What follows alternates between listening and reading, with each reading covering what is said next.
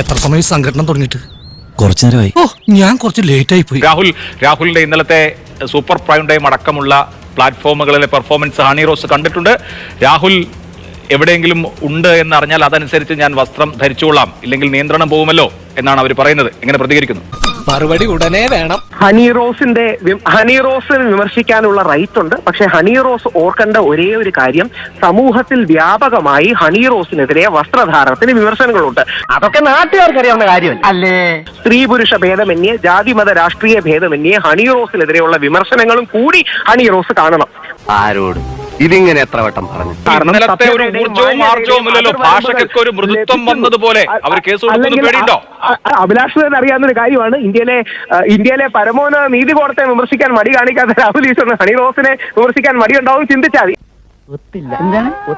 ഒറ്റ പോയിന്റ് പറയാം, ആ ഒരു വരി അങ്ങൊന്ന് കേൾക്കണം. ഹണി റോസ് വിമർശനത്തിന് അതീതയല്ല. ഹണി റോസ് മദർ തെരേസ ഒന്നും അല്ലല്ലോ വിമർശിക്കാതിരിക്കാൻ.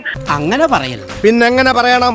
പക്ഷേ ഒരാളുടെ വസ്ത്രത്തെക്കുറിച്ച് വേറൊരാൾ അഭിപ്രായം പറയേണ്ട എന്ത് കാര്യം എന്നുള്ളതാണ് ഇവിടുത്തെ പ്രാഥമികമായ വിഷയം. ഹണി റോസിനെ താങ്കൾ വിമർശിച്ചോളൂ, പക്ഷേ അവരുടെ വസ്ത്രധാരണം എന്ന് പറയുന്നത് അവരുടെ സൗകര്യമാണ്, അവരുടെ അവകാശമാണ്, അവരുടെ സ്വയം നിർണയാവകാശമാണ്.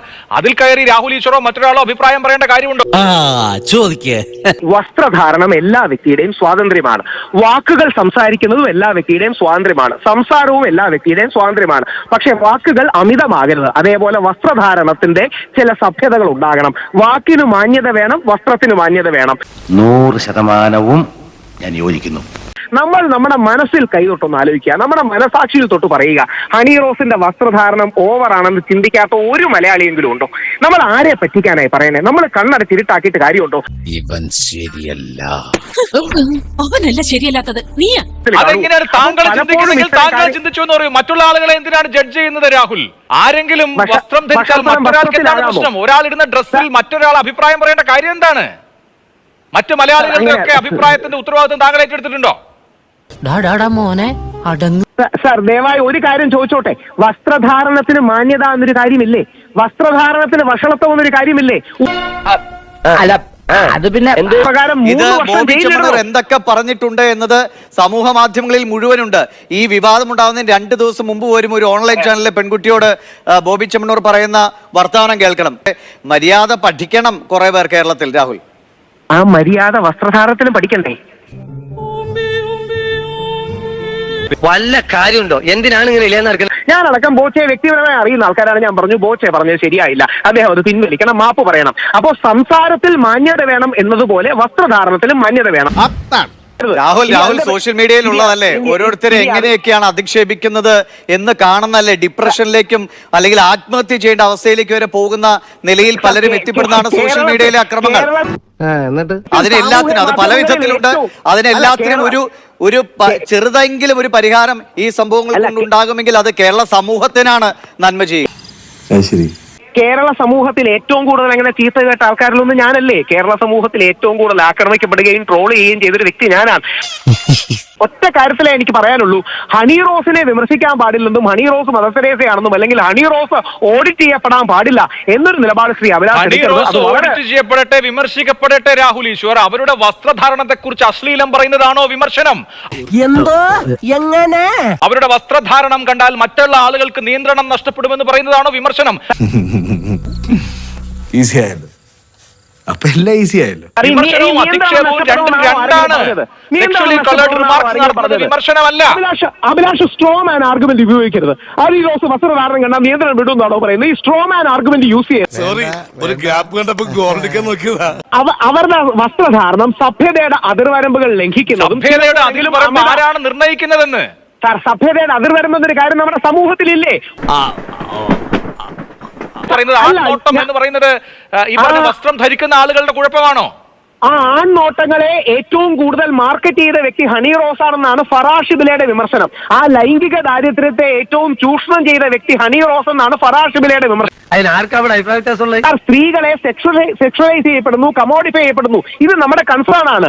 ആ ഒബ്ജക്ടിഫൈ ചെയ്യപ്പെടുന്നതിന്റെ, ഭോഗവൽക്കരിക്കപ്പെടുന്നതിന്റെ, കമോഡിഫൈ ചെയ്യപ്പെടുന്നതിന്റെ എരുതിയിൽ എന്നെ ഒഴിച്ചു കൊടുക്കുന്ന ആളാണ് ഹണി റോസ്. അതെല്ലാം കഴിഞ്ഞു നിന്ന് ഇതൊന്നും ഞാൻ അറിഞ്ഞില്ല എന്ന് പറഞ്ഞാൽ എന്ത് ന്യായമാണ് എന്നുള്ളത്? ഇത് വടി കൊടുത്ത് അടി വാങ്ങുന്ന പരിപാടിയാണല്ലോ ബാബു. അത് വേറൊരു ഡിബേറ്റ് ആണ്. അത് തുറന്ന ഡിബേറ്റ് വിധേയമാക്കാൻ വേണമെങ്കിൽ അത് രണ്ട് വിഷയങ്ങളാണ്.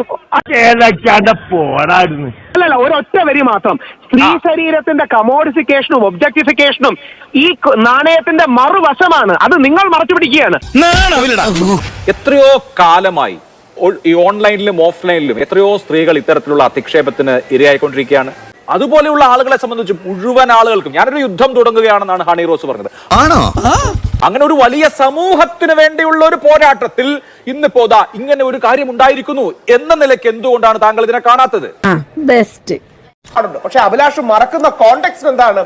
സ്ത്രീകളെ അമിതമായി സെക്ഷുവലൈസ് ചെയ്യപ്പെടുന്ന, കമോഡിഫൈ ചെയ്യപ്പെടുന്ന, ഒബ്ജക്ടിഫൈ ചെയ്യപ്പെടുന്ന, വസ്തുവൽക്കരിക്കപ്പെടുന്ന ഈ കാലഘട്ടത്തിൽ അതിന്റെ സാധ്യതകളെ പരമാവധി ഉപയോഗിച്ചതിന് ശേഷം വിമർശിക്കുന്നതിൽ എന്താ അർത്ഥമുള്ളത്? ഒരു മര്യാദ വേണ്ടേ? അതല്ലേ ഇവിടുത്തെ കോണ്ടെക്സ്റ്റ്. അതെങ്ങനെയാണ് കോണ്ടെക്സ്റ്റ് ആവുക? താല്പര്യമില്ല. അല്ല, ഞാൻ ചോദിക്കട്ടെ, ഹണി റോസിന്റെ ശരീരം സെക്ഷുവലൈസ് ചെയ്യപ്പെട്ടത് കൊണ്ടാണ് ഇങ്ങനെ ഒരു കമന്റ്, നിരന്തരമായ കമന്റുകൾ ബോബി ചെമ്മണ്ണൂർ പറഞ്ഞുകൊണ്ടിരുന്നത്, ആവർത്തിച്ചുകൊണ്ടിരുന്നത് എന്നുള്ളതാണോ? എനിക്ക് മനസ്സിലായില്ല. അയ്യോ, പച്ചവെള്ളം ചവച്ചു കുടിക്കണ പഞ്ചപാവം അങ്ങോട്ട് ഇറങ്ങിയില്ലടേ. ഹണി റോസ് അടക്കം, ഞാൻ ഹണി റോസിനെ എന്റെ വാക്കുകളിലൂടെ അല്ല ഫറാഷിബിലെ അടക്കം ചൂണ്ടിക്കാട്ടിയ വാക്കുകളിൽ സൂചിപ്പിക്കുന്നത്, താങ്കൾ ഒരു കാര്യം പറയാം, ഫറാഷിബിലെ ആധാരമാക്കണ്ട, ഡയറക്റ്റ് ആയിട്ട് പറയൂ, എന്താണ്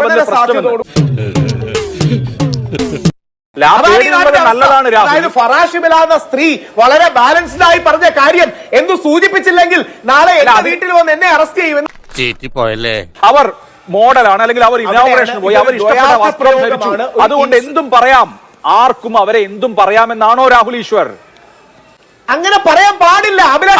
പറഞ്ഞതിനാണ് ബോബി ചെമ്മണ്ണൂരിനെ അറസ്റ്റ് ചെയ്തത്. മാത്രമല്ല, കേരളത്തിൽ ആരെങ്കിലും ന്യായീകരിച്ചോ? ബോച്ചയെ ആരെങ്കിലും ന്യായീകരിച്ചോ? ഞാനടക്കമുള്ള ആരെങ്കിലും ബോച്ചയെ ന്യായീകരിക്കുന്ന അങ്ങ് കേട്ടോ? ബോച്ചയെ പറഞ്ഞത് ശരിയായില്ല. അതോടൊപ്പം ഹണി റോസിനും സോഷ്യൽ ഓഡിറ്റിംഗിന് വിധേയമാക്കണം. ഹണി റോസിനെ വിമർശിച്ചൂടെ? ഹണി റോസ് വിമർശനത്തിന് അതീതയാണോ? അതാണ് എനിക്ക് ഇപ്പോഴും മനസ്സിലാവാത്തത്. ബോബി ചെമ്മണ്ണൂർ എന്ന കോടീശ്വരൻ അയാളുടെ പണത്തിന്റെ ഹുങ്കിൽ ദ്വയാർത്ഥ പ്രയോഗങ്ങളും അധിക്ഷേപങ്ങളും നടത്തുന്നു. ഇതാണല്ലോ നടന്നത്. ഇതിൽ ഈ പരാതിപ്പെട്ട വ്യക്തിയുടെ വസ്ത്രത്തിനോ വസ്ത്രധാരണത്തിനോ അവരുടെ സിനിമയ്ക്കോ ഒക്കെ എന്താണ് റോൾ? അതിലൊന്നും ഒരു പങ്കാളിത്തവുമില്ല. എന്നിട്ട് പരാതി കിട്ടി, ആ പരാതിയുടെ മുകളിൽ ആക്ഷൻ എടുത്തു. അതിനെ എന്തുകൊണ്ടാണ് അങ്ങനെ കാണാത്തത്? നീ പറഞ്ഞില്ല എവിടെയാണ് ന്യായം? യാന്ത്രിക സാങ്കേതികത്വത്തിനപ്പുറം ഇതൊരു കൾച്ചറൽ ഡിബേറ്റ് ആണ്. ഹണി റോസിന് നേരെയുള്ള വിമർശനം, അമല പോളിന് നേരെയുള്ള വിമർശനം, ദിവ്യപ്രഭയ്ക്ക് നേരെയുള്ള വിമർശനം, ഇതൊരു സാംസ്കാരിക പശ്ചാത്തലമാണ്. ആ സാംസ്കാരിക പശ്ചാത്തലത്തിൽ ആരും മോശം വാക്കുകൾ ഉപയോഗിക്കുന്നത് ഞങ്ങൾ ആരും അംഗീകരിക്കുന്നില്ല.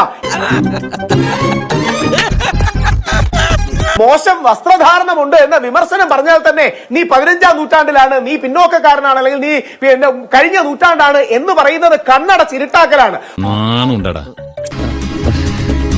എന്നാ പിന്നെ ഞാൻ അങ്ങട് തൽക്കാലം ഇത്രയും മതി. വരട്ടെ.